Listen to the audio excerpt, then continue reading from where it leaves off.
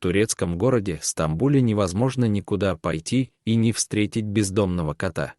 Их можно найти повсюду в городе. Четвероногие друзья процветают благодаря доброте и щедрости людей, которые там живут. Они обеспечивают животных едой и водой, а иногда и дают им приют. В 2019 году газета «Нью-Йорк Таймс» подсчитала, что только в Стамбуле свободно бродят более 100 тысяч кошек.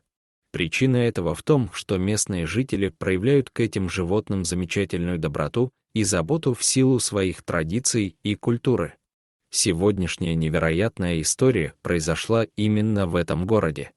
В ветеринарной клинике и зале ожидания в тот момент было довольно тихо, и персонал воспользовался возможностью, чтобы заполнить некоторые срочные документы. В особенно загруженное время эти дела часто отходят на второй план.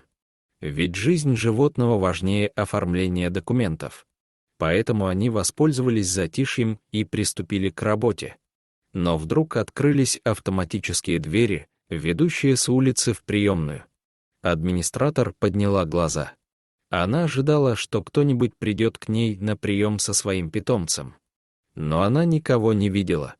Возможно, кто-то просто подошел слишком близко к двери и сработал датчик, который заставил дверь автоматически открыться. Она снова посмотрела на свой компьютер, но затем услышала странный шум. Она наклонилась над столом и увидела что-то, от чего у нее отвисла челюсть. То, чего она никогда не видела за все годы работы в ветеринарной клинике.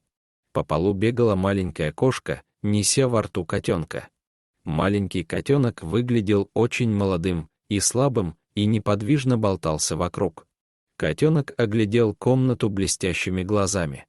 Видимо, он не понимал, почему он здесь. Но его мать явно была на задании. Она целенаправленно подошла к стойке регистрации. Это было поистине необычное и странное зрелище. Администратор была очень удивлена, что кошка просто так вошла. Хотя в этом районе было много кошек, ни одно из этих животных никогда добровольно не вступало в дверь. Кошка-мать целенаправленно подошла к женщине и осторожно поставила котенка перед секретарем. Женщина позвала одного из ветеринаров, и вокруг вновь прибывших собралась небольшая группа. Почему они были здесь? Они чего-то хотели или просто пришли сюда из любопытства? Сотрудники должны были разобраться в сути дела. «Я никогда не видел, чтобы кошка и котенок входили так охотно», сказал один из дежуривших в тот день ветеринаров. Когда осмотрели кошку-мать, она оказалась в порядке и здорова, рассказал ветеринар. Поэтому они быстро перешли к котенку. Пока они осматривали его, мать не выпускала котенка из виду.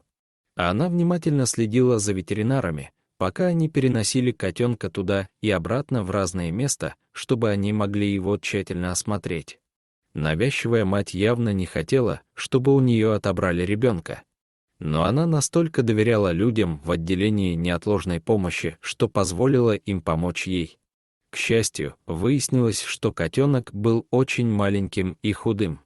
Но в остальном все было в основном хорошо. Он просто страдал от недоедания. Что-то, что можно было бы легко исправить. Судя по всему, котенок был самым слабым в помете, и его всегда отталкивали, когда кто-нибудь из местных давал ему еду или воду. Его силы окончательно ослабли, и внимательная и заботливая мама-кошка сделала то, что сделал бы любой любящий родитель. Котенок явно нуждался в помощи, и его мать это понимала, сказал один из ветеринаров. Удивительно, что кошка распознала нештатную ситуацию и приняла меры. Ветеринары обеспечили котенка едой, водой и некоторыми лекарствами, чтобы защитить его от болезней и поддерживать его в форме и силе. Кошка и ее котенок съели всю еду, которую им давал персонал. Когда два животных были готовы покинуть больницу, ветеринары подумали, что она просто спрыгнет со стойки и исчезнет. Но у матери кошки перед уходом было еще кое-что сделать. Когда она была готова снова выйти на улицу, она обошла каждого сотрудника и потерлась о них своим телом. Как будто она хотела поблагодарить их всех. Трогательный жест, показывающий, что кошки действительно обладают определенным уровнем сочувствия и эмоционального интеллекта. Врачи и медсестры погладили двух кошек, прежде чем отпустить их.